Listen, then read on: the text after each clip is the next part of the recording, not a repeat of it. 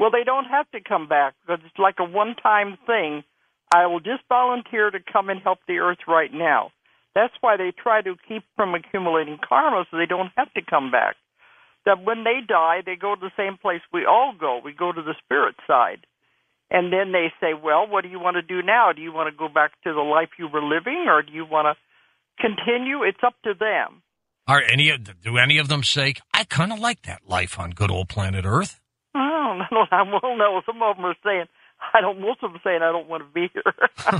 I want to go home, and this isn't home. But they have a lot of advisors on the spirit side, and they help them sort through this whenever they die. When anybody dies, you go through the council, and they do a life review, and you figure out what you're going to do next. What can you tell us, Dolores, about this council? How many planets or members, anything like that? Oh, you're talking about several councils here. They're different kinds. The councils I was talking about is on the spirit side. That's a different thing. Okay. Than the councils are the other over the planets. Okay. On the spirit side, there's a council you go before when you die. And they do a life review and help you decide what you're going to do next. That's when you're in the spirit side. But the other councils, they have councils over planets, councils over solar systems, councils over galaxies, councils over universes. And these councils have very special rules and regulations that you cannot go against. You have to abide by these rules and regulations. That's why I don't find the negativity. In all my years of working with this, I've never found a negative case because I said I go into the deep level and we go to what's really happening, and you find out the real causes of it. So these councils, some of them I say are councils of 9, some are councils of 12, but they are the ones who make the rules and regulations and make sure that they are abided by. How do you get on the council? I mean, will we as a planet ever get there? They want us to. They said we are isolated over here. We're just a little bitty planet, but we're isolated over here in this part of the solar system for a definite reason. They're afraid of us, really. Why? We're so violent. They said nobody else does the things we do. People don't kill each other just to kill. I always thought we were like a prison planet. That all the planets that were Earth-like dumped their horrible people on our planet. Well, they've said this is the most difficult planet in the universe to live on because it's so dense and so heavy. And you come to Earth to learn emotions and limitations. And it's a very difficult planet to learn to live on. But you agree to come here. Nobody forces you. And a lot of times they'll warn you before you're coming in. Are you sure you want to go there? Try to talk you out of it. Huh? Yeah, don't you know what it's like there? It's much better on these other planets. But if they insist, no, I want to go and try it out. These are the ones that aren't even volunteers. They just say, I want to try it out and see what it's like. Well, now here you are. You're enlightened.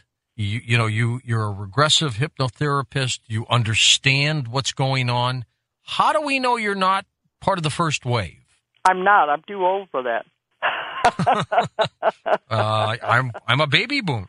I'm too old to be that. Okay, so how did someone like you... I know a lot of my past lives anyway, so I know I'm not one of the first waves. Okay, anyhow. but you're enlightened. I mean, you are. I've known you for years. You're an enlightened person. How'd you get that way? I don't know. I was busy raising a family and living a normal life when all of this happened in the 1960s. So that's why I've been doing it for 45 years. What if there's a wave before the first wave? Well, some people have told me they're in their late 60s and they have some of these characteristics. And we were told there may have been a few, forerunners that came in. But no, I can see through my past lives the reasons why I'm doing what I'm doing. So to me, I know I'm not a first wave. I'm just a reporter, an investigator, a researcher of lost knowledge. Well, you've explained abductions pretty good because... Yeah. A lot of people can't figure out what's going on. Is government doing it? Are ETs doing it? Are they mean? Who knows what's going on? I could understand them coming back to monitor their own. Yeah, and taking care of their own because they know how difficult it is to live here. Now, that doesn't explain the hybrid thing where people... Oh, yes, it does. How so? That people think everything. that they're making hybrid babies, for example. Yeah. But those are not for Earth. No, they're taking them where? To other planets that need the DNA. This is one of the reasons they've explained why they're taking the eggs and sperms, because we have developed as a civilization, as a species, the bodies have developed to handle radiation and handle a lot of extreme conditions in the Earth atmosphere. Are we unique in the universe in terms of being physical?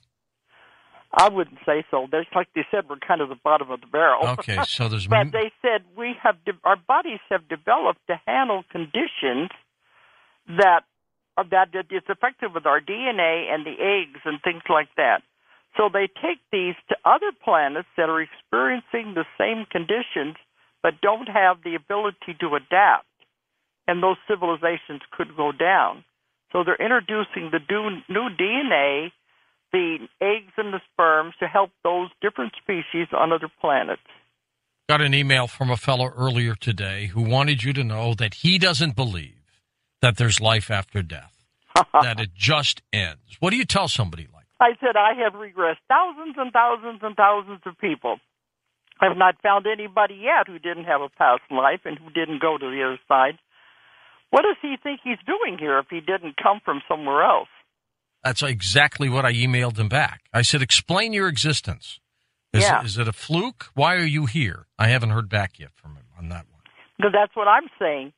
I think it would be an awful way to believe. Of course, everybody's entitled to their own beliefs, but I think it would be awful to believe that this was it, and when you died, that's the end. This is all you could do. You would never get a chance to make it better, to make amends. I think it would be an awful way to exist and to think like that. But, people are entitled to think whatever they want. But, no, I've never found anyone who had gone to the spirit side when they died and who have not had a past life. Let's talk about some of the past life. Even people who don't even believe in this, don't believe in God, don't believe in anything, they still get their answers. They do? Definitely. All right. So they don't have to believe in it. So this guy, we had a session with him. I think he'd be very surprised. Would you put him under? Well, I'd have a long talk with him. Let me give you an example, because you were going to go into that. I had a man, he came with his girlfriend. His girlfriend was the one who wanted the session. This guy was a lawyer, very practical, very, against anything like this. He only came along for support for his girlfriend. But while he was there, he just said, I don't know, why don't you do me too? Just to see. Yeah. I don't think anything's going to happen.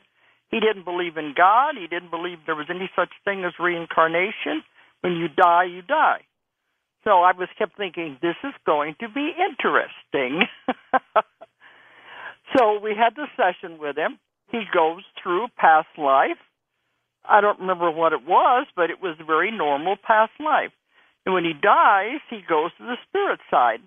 All these other spirits come out to meet him, and they're all excited and talking to him. Tell us what happened. What was this life like? Tell us what went on. And then another one come up. Remember me? We lived in this life way back this other time. You see, he got exactly what he needed for his belief system. He sure did. He couldn't deny it after that, because he was all prepared to just make it up, and he couldn't. Do you believe, though, in the hell concept, Dolores? Is that real? There is no such thing as hell. How about evil? Evil is what people do. Everything is energy. They've told me many times, there is no bad, there is no good. There's just lessons, and what do you learn from the lessons? If you take the energy and use it in a negative way, you can call it evil, but that's people using it and doing it. That's what evil comes from. The serial killer who dies, what happens to his soul? Well, there's many different theories on this. It depends on how bad the murder is. But sometimes they have to go into what is called the spiritual hospital. There's a lot of places on the spirit side. The spiritual hospital is where they're worked on, and it takes a lot of very brave spirits to be able to do this, because it's very hard to turn these souls around. They're not allowed to come back to an earth life until they finally understand what they did. But an average murderer, when he dies and comes back, I've had many cases where The people have murdered each other in another life. And they come back to pay the karma back. It's not you killed me, so I kill you, because that just keeps the wheel of karma going. That's not the best way to do it. But suppose, with what they call the soft way, suppose you came back into a life and had to take care of your victim, and you could not have a normal life. That's the soft way. You pay it back by sacrificing your life for another. Well, is that what we call karma? Yeah, it's repaying tons of karma is what it is. And I've had many cases of this.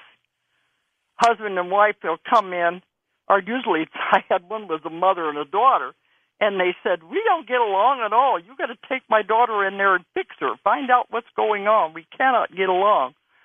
And when I had the session, I found out from the daughter that they were husband and wife in another lifetime, and the husband had killed her. And so they were coming back now to repay this. And the mother had been the husband, and so she's still carrying a lot of anger, and she's very hard to live with. Well, she's not getting getting it. She's not paying back the karma very well. But I have many cases of where somebody's killed each other in another lifetime. They come back in this lifetime and try to work it out and repay it. Where do angels fit into this, Dolores? They're the messengers. So you believe in angels? Oh, yes. We've had a lot of this. All of this stuff has come up. None of it is new. My curiosity, I always want to know everything. No, the angels are the messengers. It'd be very, very rare that any of them would ever incarnate in a body. They're here to take care of us and to help us if we need help. Because when you're born, you have what you want to call a guide or a guardian angel. Assigned to us. Yeah, assigned to you, whatever you want to call it. Some countries I've been to don't believe in the term guardian angels, but say a guide. It's assigned to you, and it must be with you your whole life. So you're never, ever alone. You don't know how many people I get that say, oh, I'm alone. There's nobody. You're never alone. So when you die, you're never alone. They're always with you. But any time in your life you need help, they're there to help you. Now, you can have deceased relatives or friends be a guide if they want to volunteer to do that. Otherwise, they are these ones that are assigned to you to help you all through your life. But a lot of times, angels will come just to give you a message, just to give you something you need or to help you in a difficult time. That's all they are. They're messengers. Do they come in your dream state a lot? They can, but sometimes they'll appear looking like a normal person. I've had many people talk about angels saving them. They may be in a car wreck or going to have a car wreck, and these people just appear. And then after the danger is over, they disappear. They're just gone out of the crowd or something. There's many stories of this. You turn to thank the person, and he's nowhere to be found. Yeah, he's gone. And they appear when they needed to help you, and then they're gone. So angels have a lot of very important jobs, but they can also deliver messages in dreams if you want to think that way. This is a vast universe, Dolores. Oh, tell me about it. There's so many things that are going on.